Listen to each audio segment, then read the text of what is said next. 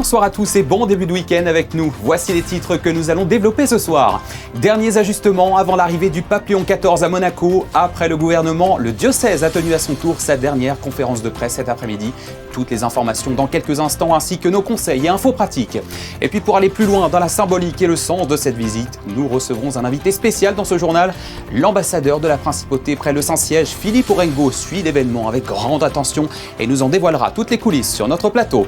L'autre actualité du week-end, c'est le retour du grand congrès mondial de médecine, esthétique et anti-âge au Grimaldi Forum. 3 jours où spécialistes, chercheurs et industriels présentent leurs dernières avancées sur la lutte contre le vieillissement.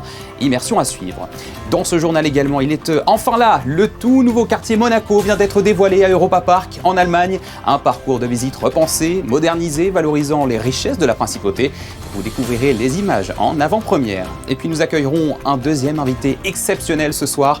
De passage à l'Hôtel Hermitage à l'occasion de la première édition de Monaco Poésie Nuit et Jour. Une soirée mêlant littérature, musique et gastronomie. L'immense acteur et chanteur Lambert Wilson sera avec nous à la fin de ce journal. Dans moins de 24 heures maintenant, ce sera l'effervescence à Monaco. Des milliers de fidèles catholiques et de curieux afflueront sur le territoire pour saluer le chef de l'Église catholique.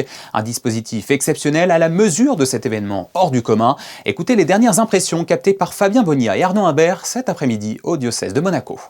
J'avoue que je ne réalise pas encore complètement, même si je vois la ville se transformer. Ce matin, je suis allé faire un tour au stade. Effectivement, c'est pas comme d'habitude. Voilà. L'impatience, non. Je pense que depuis le début, je suis resté assez serein. Ma chance, c'est aussi d'avoir des collaborateurs exceptionnels qui, eux, peut-être, absorbent plus les tensions et tout ce qu'on doit mettre en œuvre au dernier moment. Mais là, moi, j'ai hâte d'entendre ce que le pape, pas seulement de le voir ou de le saluer, mais de l'accueillir et d'entendre ce qu'il va nous dire. Spirituellement, comment est-ce qu'on peut se préparer pour le vivre au mieux en tant que chrétien ? Moi, ce que j'ai proposé depuis le début, depuis l'annonce officielle, c'est une petite prière qui circule sur les réseaux, que les gens peuvent réciter à la maison, seuls ou dans les paroisses ou les communautés. Et moi, ce que je dis, maintenant qu'on est à quelques heures, il ne s'agit pas de rester à genoux, les bras en croix jusqu'à demain matin, mais d'avoir une petite pensée intérieurement, comme on dit, une prière pour les croyants, une vraie pensée positive pour d'autres, en disant, nous décidons de vivre un grand moment pour la Principauté et le pape vient par affection, parce que c'est sa mission et qu'il va poser un regard sur nous et à travers lui, un message qui nous sera donné d'en haut, qui nous aidera peut-être à être meilleurs, à être plus justes, à être plus attentifs les uns aux autres, en tout cas à accueillir et à vivre selon les valeurs de l'Évangile. Je dis, Monaco est un pays officiellement catholique. Si on peut vivre un peu mieux selon ces valeurs et les partager avec joie, je pense que la visite sera réussie. Que vous soyez monégasque, résident ou que vous veniez de l'extérieur de la Principauté, si vous avez prévu de vivre la visite du pape au plus près, un point info pratique pourrait vous être utile. Sarah Nkari nous a rejoint en studio. Bonsoir Sarah, toute la Principauté est mobilisée pour cette journée. Bonsoir Théo, oui, c'est d'ailleurs sur cette dimension historique que le ministre d'État a mis l'accent hier en conférence de presse. Christophe Mirmand l'a assuré, Monaco a tout mis en œuvre pour permettre aux fidèles de vivre des moments forts autour du Saint-Père qui déambulera principalement en papamobile dans les rues de la Principauté. Nous avons réalisé cette infographie retraçant son parcours. Elle est disponible sur les réseaux sociaux de Monaco Info. Accessible à tous également, des écrans géants seront installés en ville. Tout à fait. 2 seront positionnés sur la place de l'église Sainte-Dévote et 1 devant le musée océanographique. 2 autres ont été positionnés sur la place du Palais. Mais là, Théo, le cas est particulier. Je m'explique. Cet espace est réservé aux monégasques et aux résidents munis d'un bracelet d'accès. Mais il sera accessible à tous à partir de 11h30 pour suivre la suite des événements de cette journée. Dans l'ordre, Sarah, pouvez-vous nous rappeler justement les temps forts de cette visite ? Oui Théo, le pape devrait atterrir à l'héliport de Monaco aux alentours de 9h. Il se rendra ensuite au Palais Princier pour un entretien avec le prince Albert II avant une allocution au balcon prévue à 10h10. Le souverain pontife prendra ensuite la direction de la cathédrale pour un temps de prière avant de rencontrer les jeunes et les catéchumènes à l'église Sainte-Dévote. La journée s'achèvera au stade Louis II où le Saint-Père célébrera une messe en français. 15 000 participants sont attendus. L'accès s'est fait sur inscription et il n'y a plus de place depuis plusieurs jours maintenant. Pour celles et ceux qui pourront entrer dans l'enceinte, il est impératif d'arriver entre midi et 14h. Il est possible d'apporter un pique-nique car aucune buvette ne sera en service. Et pour ce qui est de la circulation, Sarah ? Alors, pour venir et se déplacer en principauté demain, il est vivement recommandé de privilégier les transports en commun. Les TER circuleront tous les quarts d'heure entre Cannes et Menton et toutes les demi-heures entre Menton et Vintimille dans les deux sens. Pour ce qui est des bus, les lignes ZOO desserviront normalement la principauté avec cependant certains arrêts modifiés. Dans Monaco, les lignes de bus de ville de la compagnie des autobus seront gratuites et adaptées à l'événement avec notamment la mise en service de lignes spéciales. Mais pour celles et ceux qui n'auraient pas d'autre solution que de prendre la voiture, le gouvernement conseille aux visiteurs de privilégier l'entrée ouest de la principauté en donnant la priorité au parking des Salines et en utilisant ensuite les bus de la CAM. La circulation intramuros sera bien sûr limitée dans les quartiers de Monacoville, de la Condamine et de Fontvieille. L'idée est de sanctuariser les zones autour des lieux officiels pour la sécurité et le confort des participants. En parlant de sécurité, on imagine que le dispositif mis en œuvre sera conséquent, Absolument Théo. Comme l'a détaillé Lionel Beffre, ministre de l'Intérieur, 1700 policiers et 320 pompiers et secouristes de la Croix-Rouge seront mobilisés avec des renforts français. L'objectif sera à la fois de sécuriser les cortèges lors des déplacements du pape et de faciliter les accès publics sur les lieux de rassemblement. À noter enfin Théo que les commerces et les restaurants de la principauté resteront ouverts, mais certains sites communaux seront fermés. Si vous souhaitez obtenir plus de détails sur ce que nous venons d'évoquer, rendez-vous sur le site papemonaco2026.mc et sur le site de la mairie de Monaco. Voilà pour les derniers réglages de cette séquence qui s'inscrit dans les tout premiers déplacements internationaux du souverain pontife. Une séquence à la fois diplomatique, spirituelle et populaire, organisée, comme vous pouvez l'imaginer, avec une grande finesse par de nombreuses équipes et la délégation qui accompagne ce haut personnage religieux. Parmi les personnes au premier rang, il y a bien sûr l'ambassadeur de la principauté près le Saint-Siège, Philippe Orengo, nous a accordé une interview. C'était hier sur notre plateau. Bonsoir Philippe Orengo. Bonsoir. Merci de votre présence sur notre plateau. Cette visite du pape Léon XIV à Monaco est, on ne cesse de le répéter, historique. Quel sens revêt-elle pour vous ? D'abord, elle revêt le sens d'un événement considérable. Pour Monaco, elle représente quelque chose d'extrêmement important, en ceci qu'elle, sous trois aspects, elle représente un aboutissement et un nouveau départ de nos relations.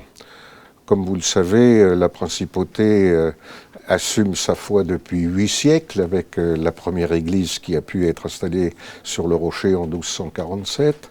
Mais au-delà de cette histoire, il y a l'histoire de la dynastie Guelfe, un petit peu plus récente, qui a toujours été très attachée à la papauté.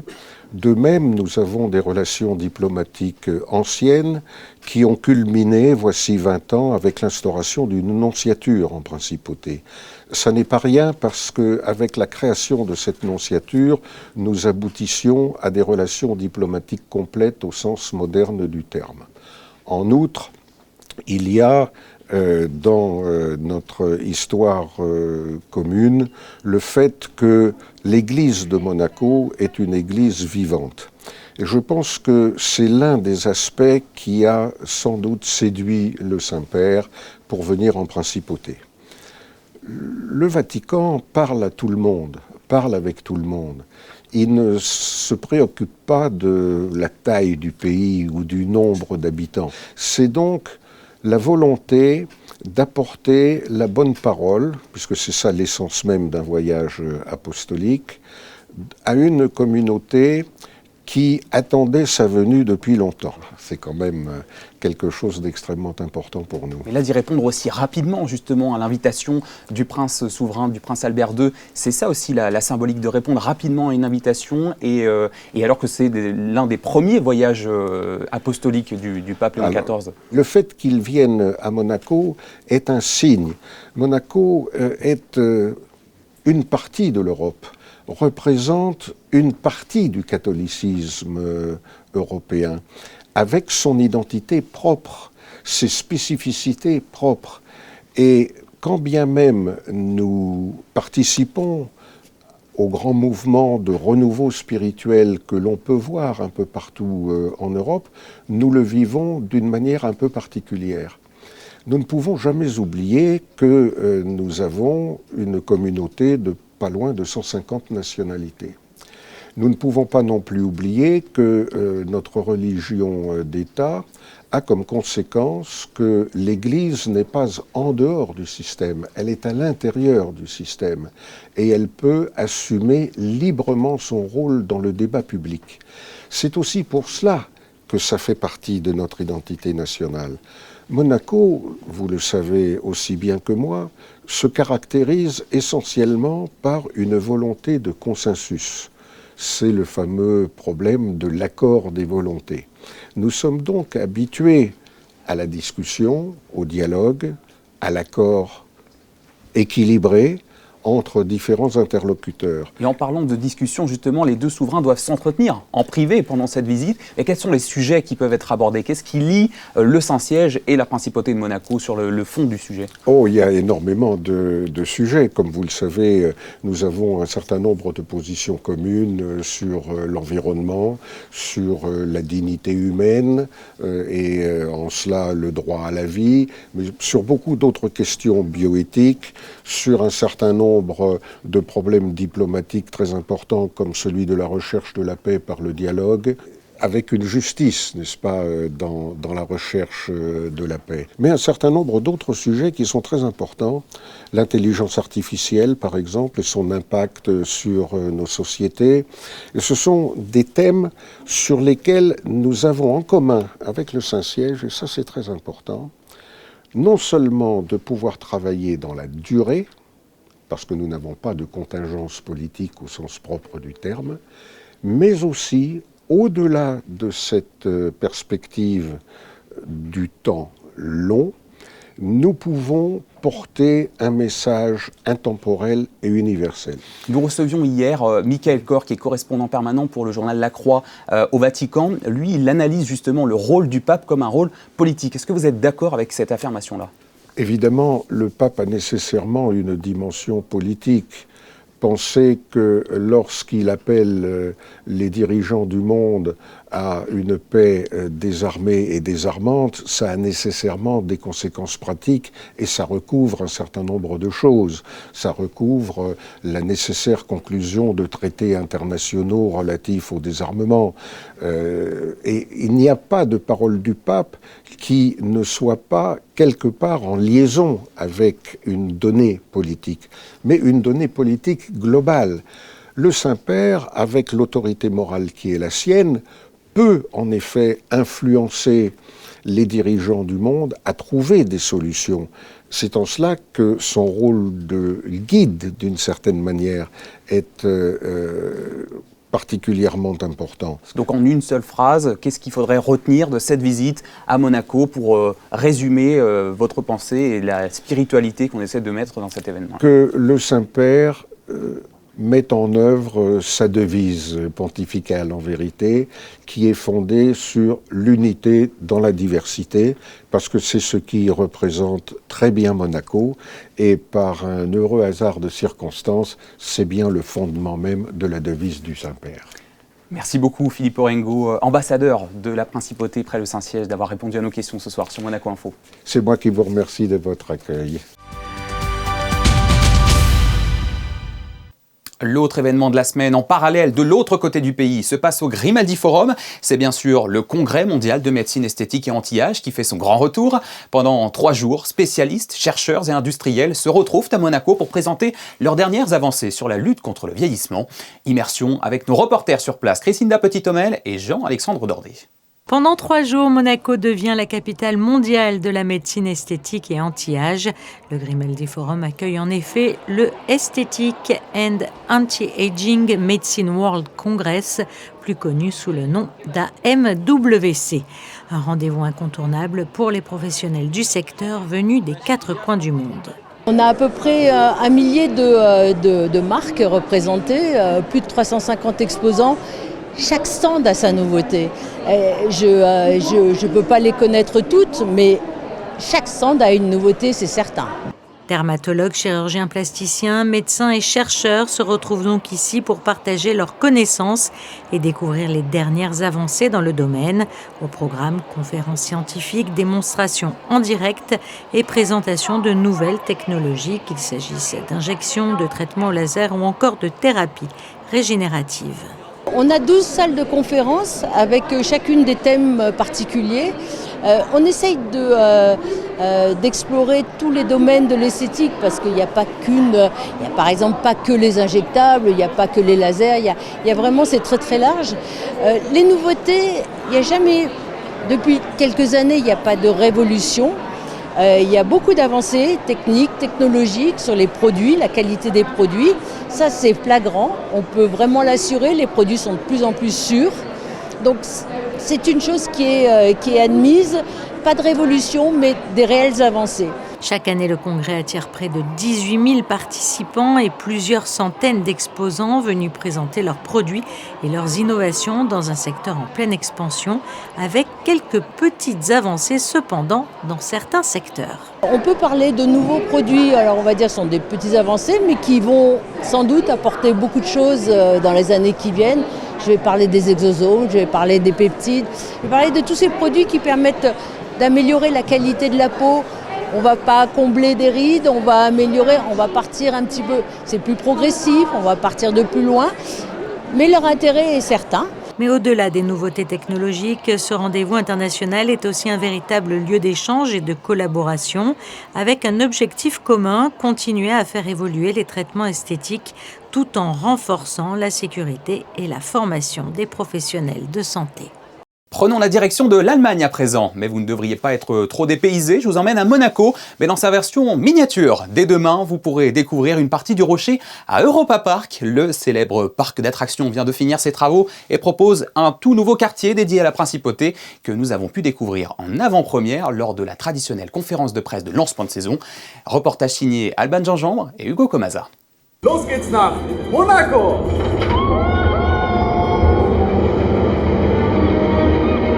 Europa Park emmènera désormais ses visiteurs à Monaco, le célèbre parc d'attractions connu pour ses quartiers thématiques inspirés par des pays européens a choisi la principauté pour son 18e quartier. Das Lebensgefühl, was wir hier vermitteln wollen, entsteht nicht nur dadurch, dass wir Sehenswürdigkeiten nachbilden, sondern vor allem dadurch, dass wir echte Emotionen schaffen wollen. Die Architektur, die Gastronomie, die Musik, die Kultur, das sind alles Dinge, die ineinander greifen und der Gast sich somit bei uns fühlt, als würde er einen Tag komplett durch Europa reisen, sei es von Skandinavien nach Spanien und bis nun jetzt auch nach Monaco. Aménagé à côté du Silver Star, attraction phare du parc, le quartier Monaco nous invite à découvrir le jardin exotique, le casino, le café de Paris, le cirque, l'institut océanographique et bien sûr le circuit du Grand Prix. Alors ici on arrive sur la fin du tracé du circuit. Qu'est-ce qu'on peut voir? Alors là on est au cœur de la course automobile. Vous avez un panneau qui reprend les éléments essentiels du circuit et des voitures prêtées par son Altesse Sérénissime le Prince Souverain qui viennent de ses collections. Une Formule 1, une Daimler qui a appartenu à la Princesse Grace et le promoteur de la Formule AI qui a prêté également une voiture de course. Donc nous sommes ici dans le temple de la vitesse sous le Silver Star. Un projet qui permet à la principauté de rayonner à travers les 7 millions de visiteurs annuels d'Europa Park. Et notez que ce nouveau quartier thématique monégasque fera l'objet d'un après-JT que vous pourrez découvrir dans 2 semaines, le vendredi 10 avril, avec tous les secrets de ce chantier.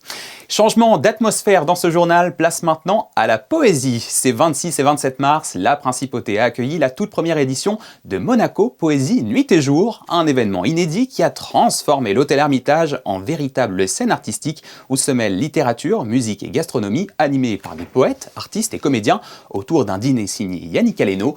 Avant d'accueillir l'acteur et chanteur Lambert Wilson, tête d'affiche de cette soirée, voyez le reportage de Christine Petit-Homel avec Jean-Alexandre Dordet à la caméra. Aujourd'hui, place donc à la rencontre avec les auteurs pour cette deuxième journée de Monaco Poésie, nuit et jour. Plusieurs poètes ont été invités à échanger avec le public autour de leur travail et de leur vision de la poésie. Parmi eux, le poète Pascal Baquet évoque notamment la force et l'ambivalence de la poésie entre beauté des textes et puissance parfois violente du langage. La poésie est peut-être plus une violence qu'un adoucissement. Après, c'est une belle violence, c'est une violence qui ramène peut-être les hommes qui savent pas trop ce qu'ils font là à une meilleure idée d'eux-mêmes. Une langue française qui, sous la pression de la modernité, du réseau, mais aussi d'une espèce de maladie de la langue sociale et de la langue politique, est en danger. Et qu'il convient justement de la ranimer. Ce qui importe, quelle que soit la situation dans laquelle on se trouve, c'est justement de retrouver le fil de ce qui dans la langue est si crucial et si vital pour nous que c'est un fil immortel. Et c'est à cette immortalité de la langue que le poème doit retourner. Autre invité de cette rencontre, l'écrivain et poète Louis-Philibert d'Alembert.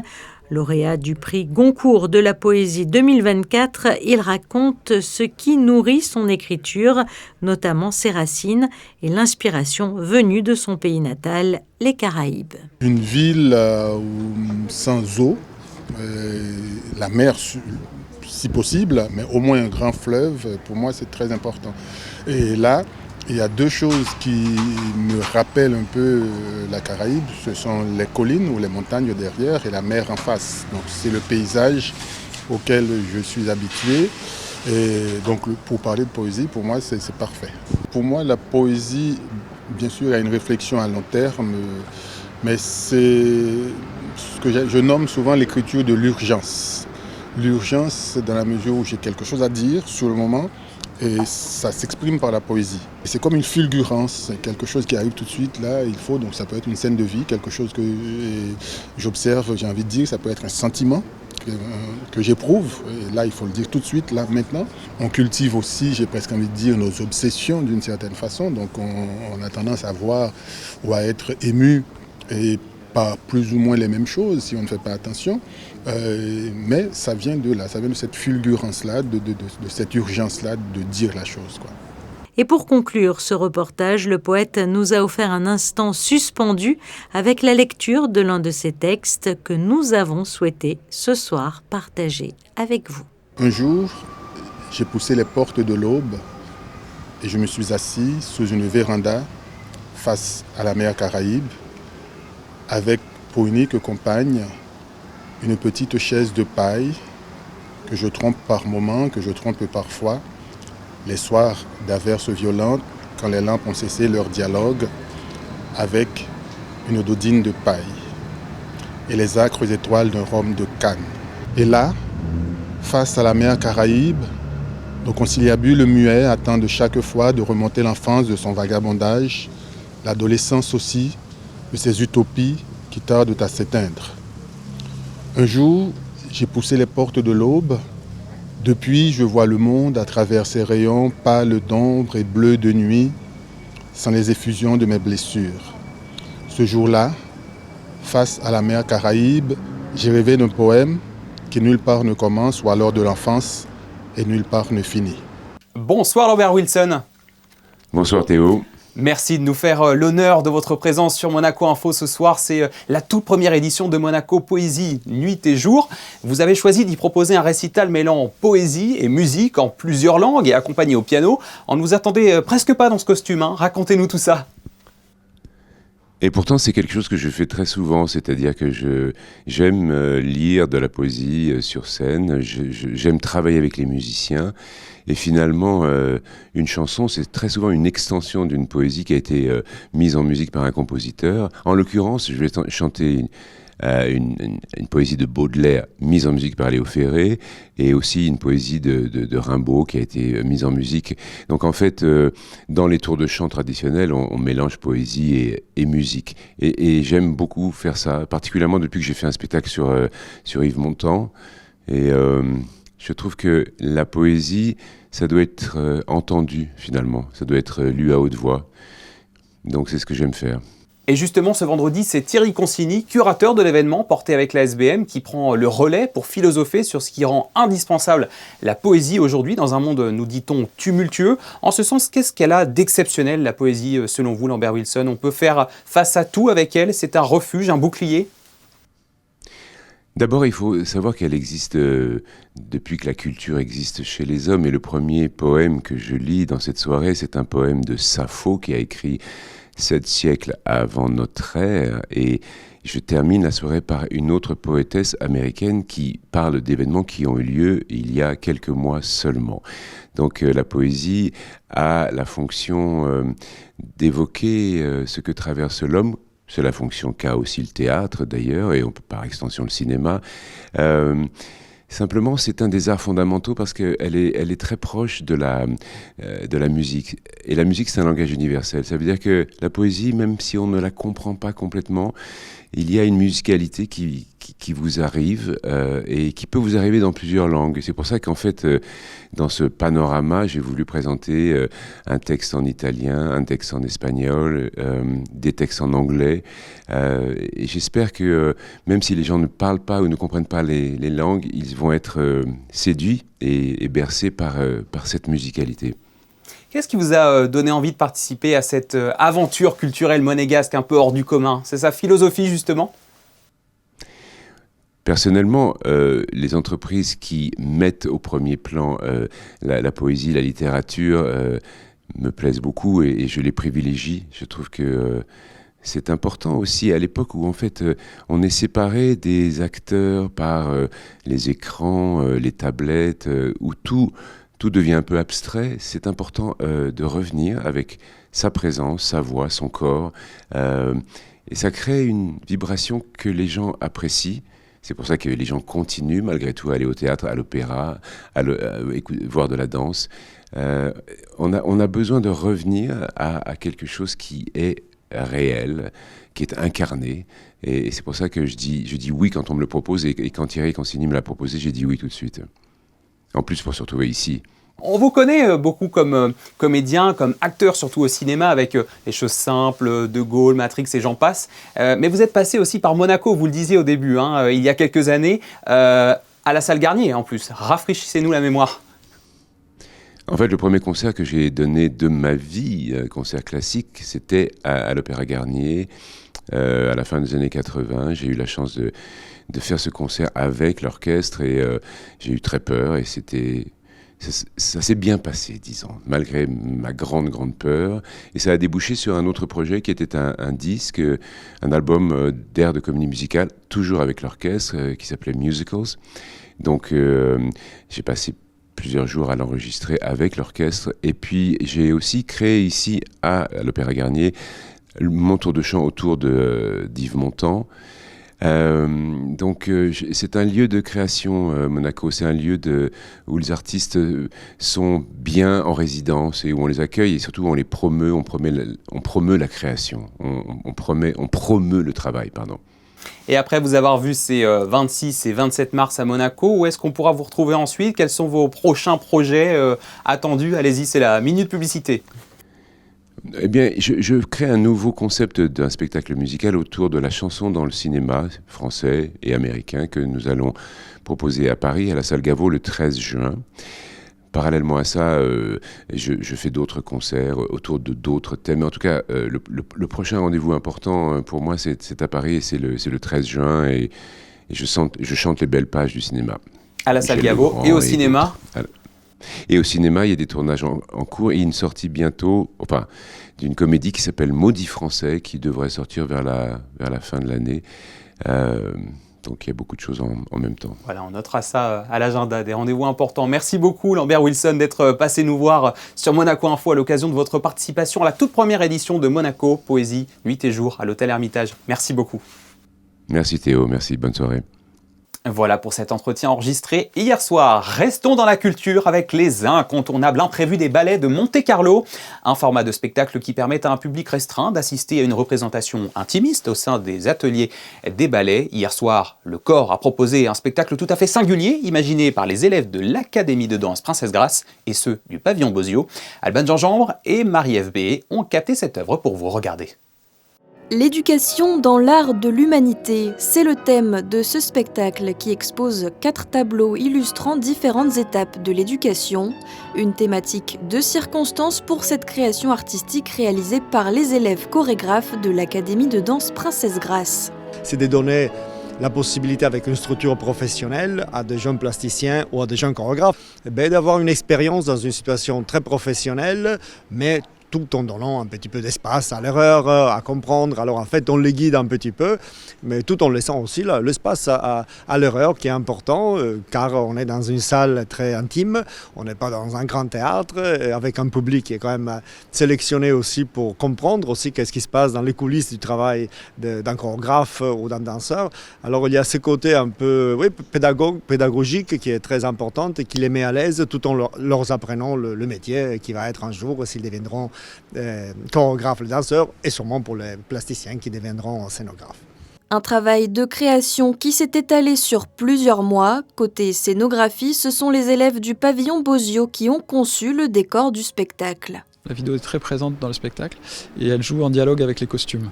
Donc c'est principalement vidéo, costumes et lumière. Donc ils sont confrontés à toute la réalité d'un projet, les impératifs budgétaires, les deadlines, les relations avec les techniciens, la confrontation avec une autre culture qui est celle des ballets. À la fin du spectacle, les élèves expliquent au public leur choix artistique. Dans ce projet, j'ai souhaité concevoir une scénographie dynamique, évolutive, qui dialogue constamment avec la danse. Un dernier moment de trac qu'ils affrontent avec perfection pour clore cet exercice.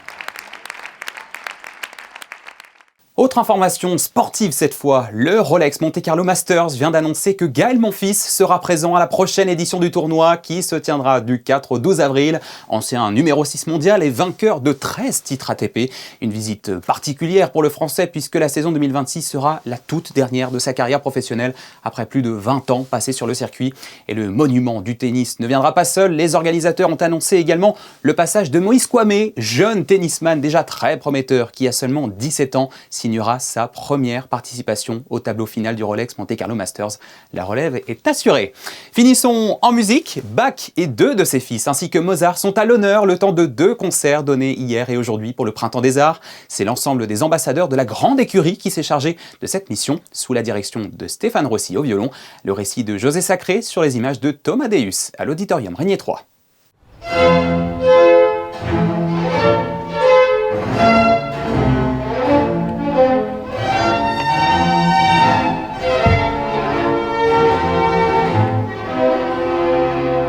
Symphonie dissonante pour cordes en fa majeur de Wilhelm Friedman Bach, un des fils de Bach, interprété par l'ensemble Les Ambassadeurs, la Grande Écurie, avec Stéphane Rossi au violon.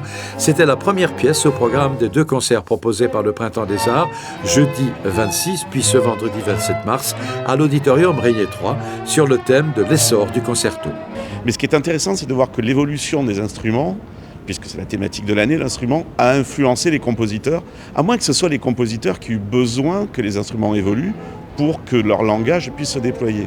Et donc, ce qui était intéressant, c'est de passer de Jean-Sébastien Bach, le compositeur du clavecin, on va dire, à Wolfgang Amadeus Mozart, le compositeur du piano, puisqu'on a tout un tas de concertos pour piano, de sonates, etc., en voyant combien les fils de Jean-Sébastien Bach ont quelque part trahi leur père.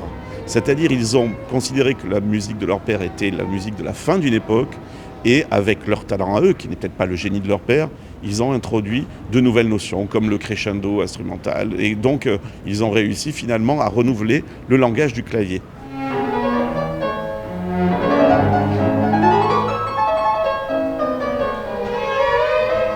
Après avoir joué le concerto en ré mineur de Carl Philipp Emanuel Bach, autre fils de Jean-Sébastien Bach, Olga Pachenko, au piano cette fois, a interprété le concerto pour piano et orchestre numéro 23 de Mozart.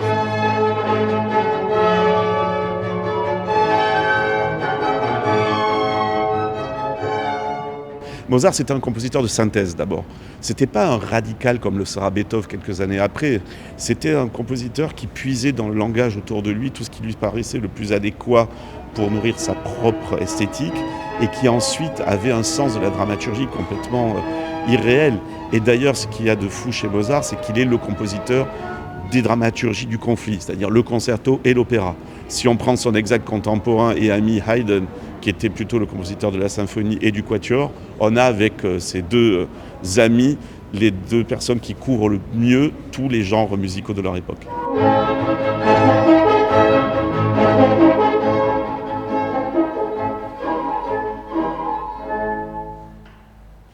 Magnifique. Et c'est pas fini, le deuxième et dernier concert avec Bach et Mozart à l'honneur aura lieu ce soir à 19h30, toujours à l'Auditorium Régnier 3.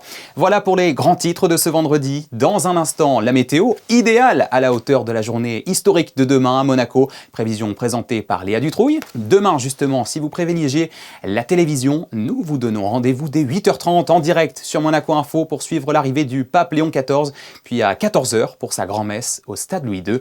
On se quitte un court instant avec quelques photos d'un autre événement, le Printemps des Arts et ce fameux concert de Bach et Mozart capturé hier par l'objectif de Stéphane Dana. Et je vous retrouve ensuite pour l'après-JT consacré ce vendredi à la réouverture du splendide jardin exotique au terme de 6 longues années de travaux.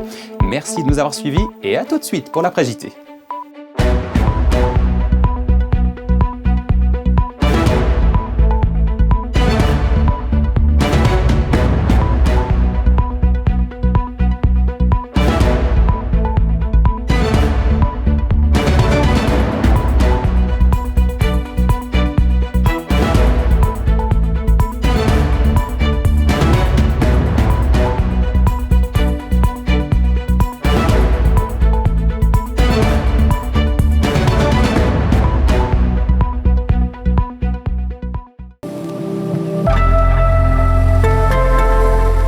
Bonsoir à toutes et à tous. Dès le matin, le soleil s'imposera largement avec une ambiance fraîche autour de 7 degrés. Rien de bien méchant, juste de quoi vous réveiller en douceur. Au fil des heures, le thermomètre grimpera pour atteindre jusqu'à 15 degrés dans l'après-midi. Le ciel restera globalement lumineux avec simplement quelques nuages qui pourraient faire leur apparition en fin de journée. Une évolution classique mais toujours aussi agréable. Côté vent, quelques rafales autour de 20 km/h sans excès. Et bonne nouvelle, aucun risque de pluie en journée. Vous pourrez donc profiter pleinement de l'avenue historique du pape Léon XIV. En soirée, les températures redescendront autour de 10 degrés avec un ciel devenant plus nuageux. La nuit pourrait donc apporter quelques gouttes mais rien de significatif. Je vous souhaite une très bonne soirée et à demain.